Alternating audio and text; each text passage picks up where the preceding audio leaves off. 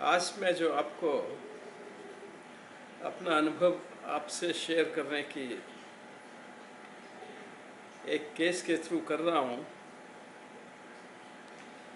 वह 1986 का है।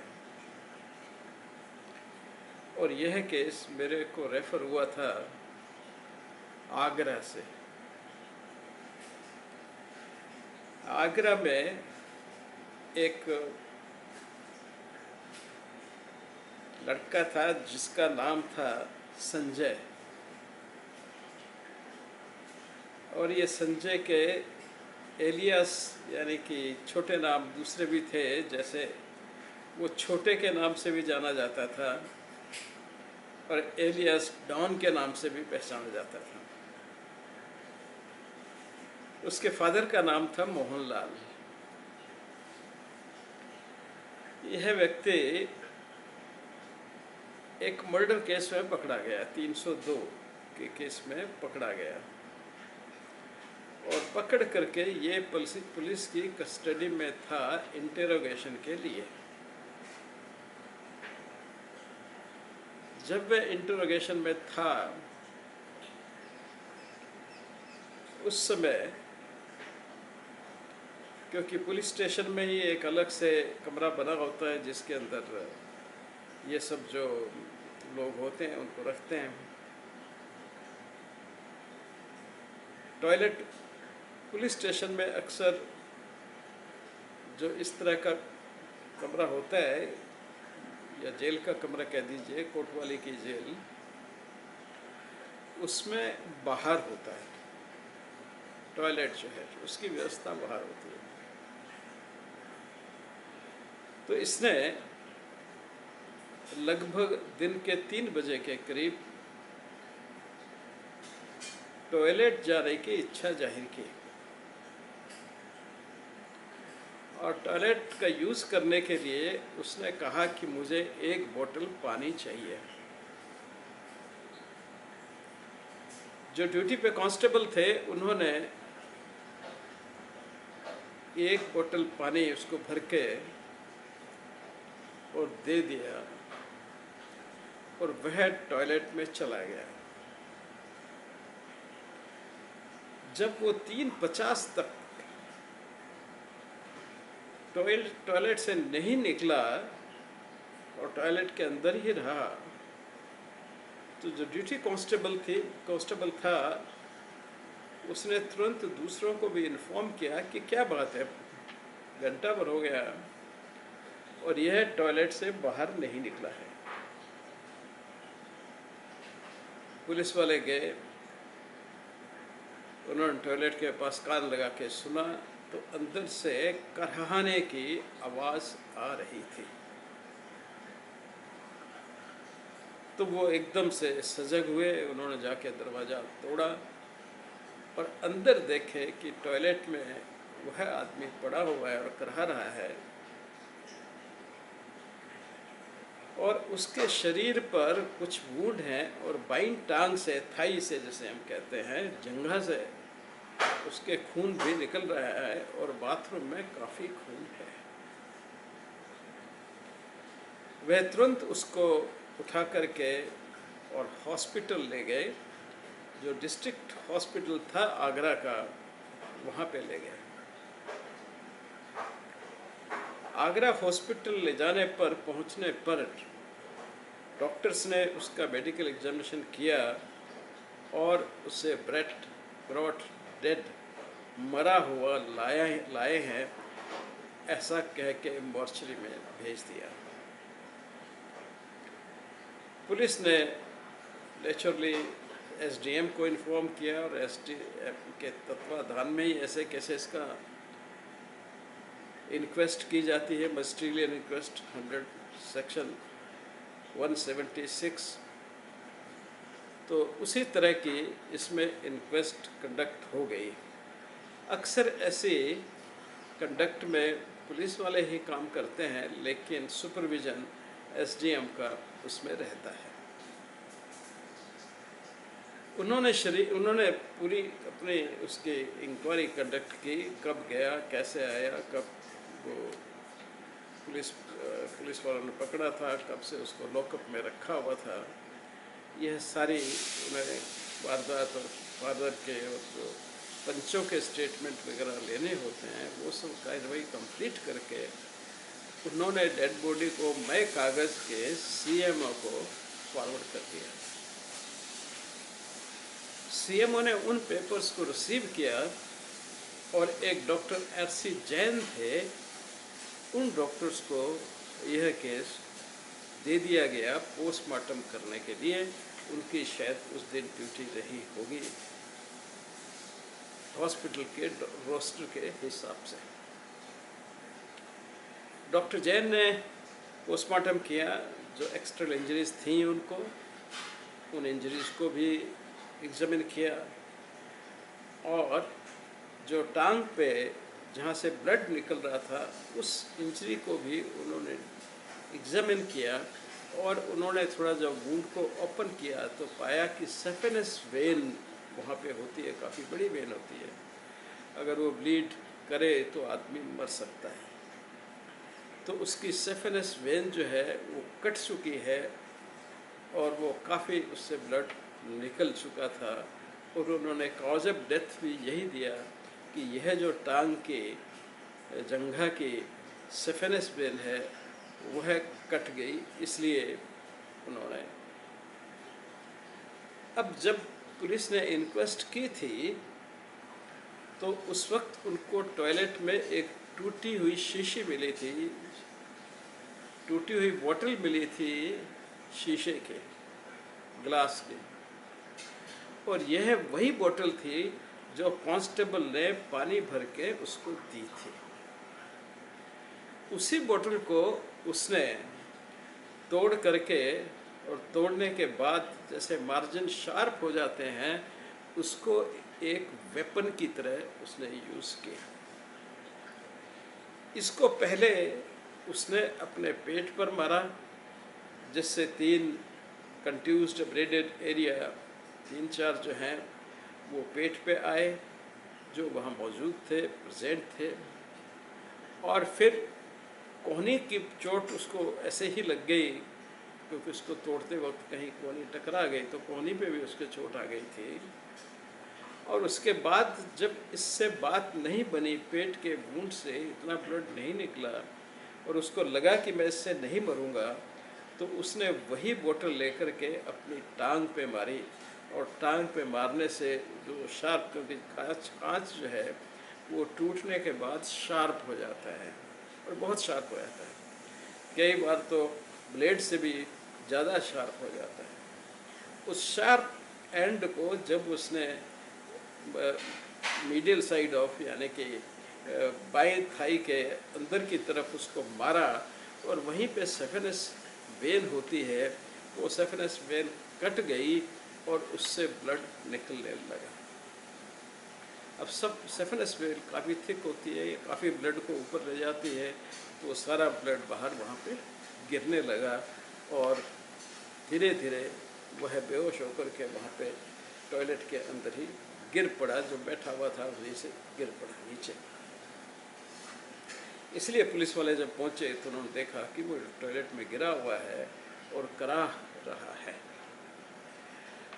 अब उन्होंने, डॉक्टर साहब ने, बाकी इंजरीज पे कोई विशेष कमेंट्री की आवश्यकता भी नहीं थी, उन्होंने यही लिखा कि वो ब्लंट या सेमी ब्लंट जैसे टूटी हुई बोतल से हो सकती हैं, और जो टांग में वुंड था उसको भी उन्होंने उसी को ब्लेम किया, शार्प चीज़ को ब्लेम किया। इसी बीच उसके रिश्तेदार पुलिस पे केस करने के लिए और केस को अपने फेवर में करने के लिए कोर्ट में गए। हाई कोर्ट से कुछ नहीं हुआ तो वो लोग सुप्रीम कोर्ट में गए और ये रिक्वेस्ट की कि इस केस को सीबीआई को ट्रांसफ़र कर दिया जाए।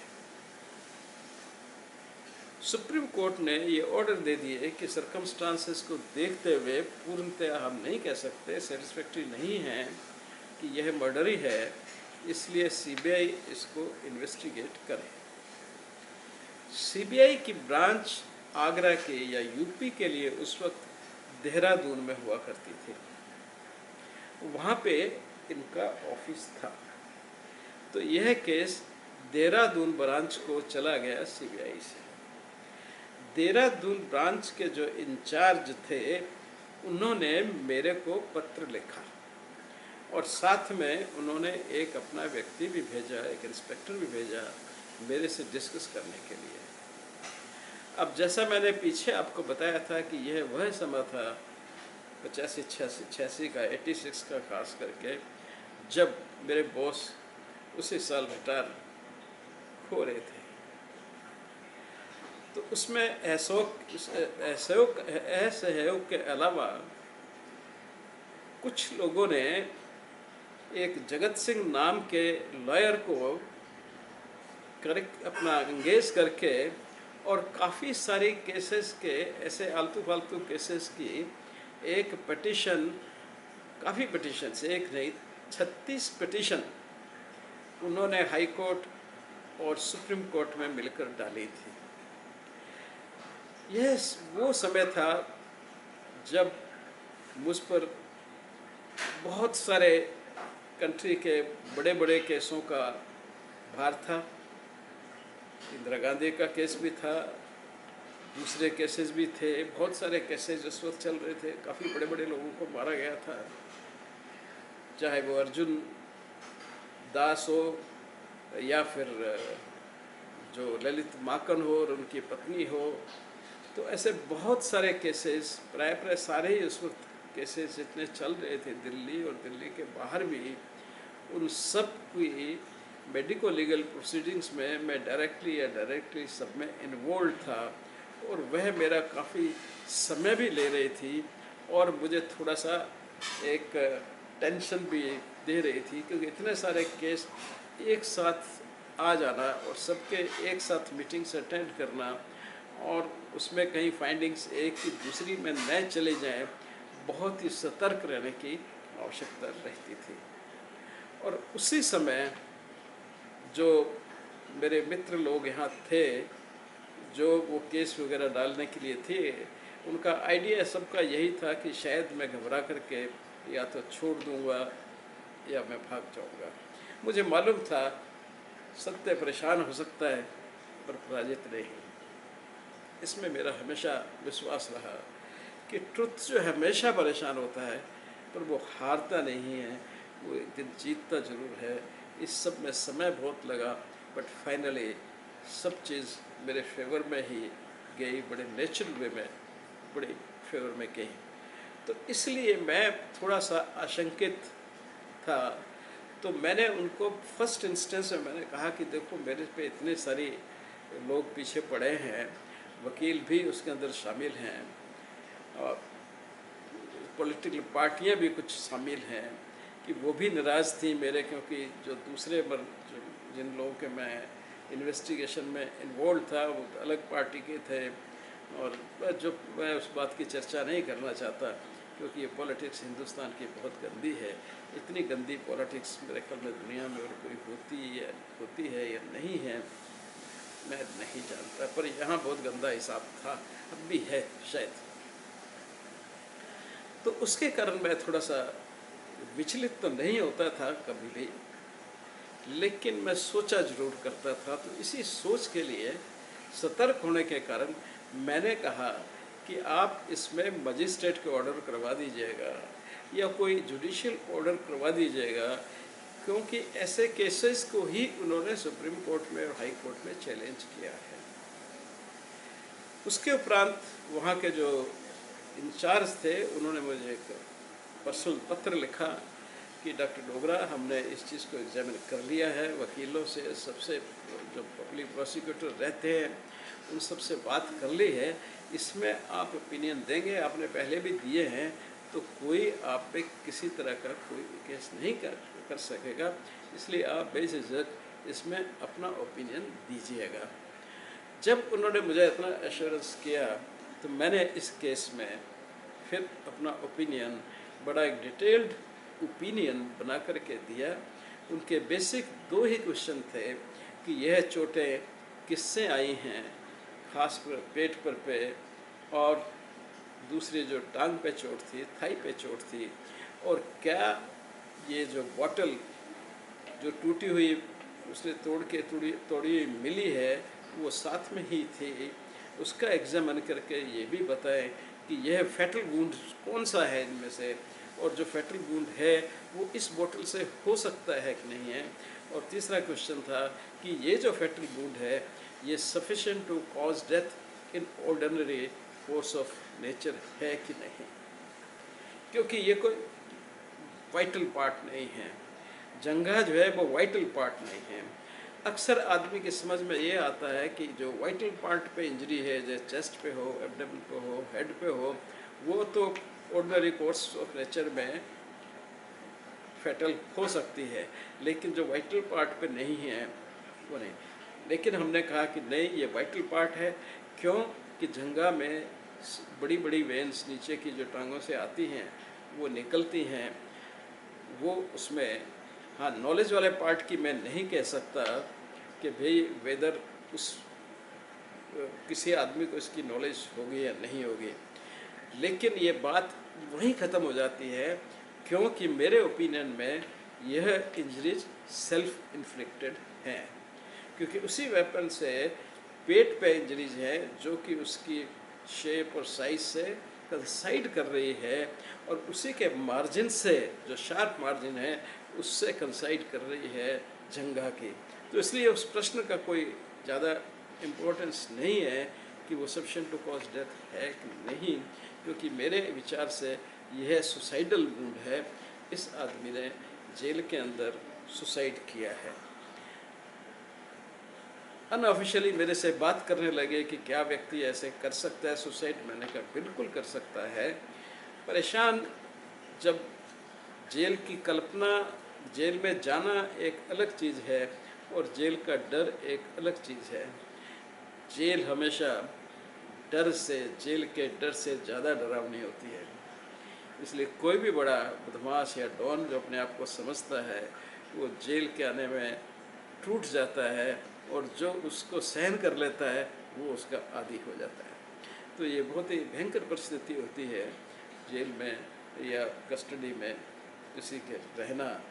इसके लिए बहुत ज़्यादा मानसिक तनाव वो सब होता है, और उसके अंतर्गत आदमी सुसाइड कर सकता है।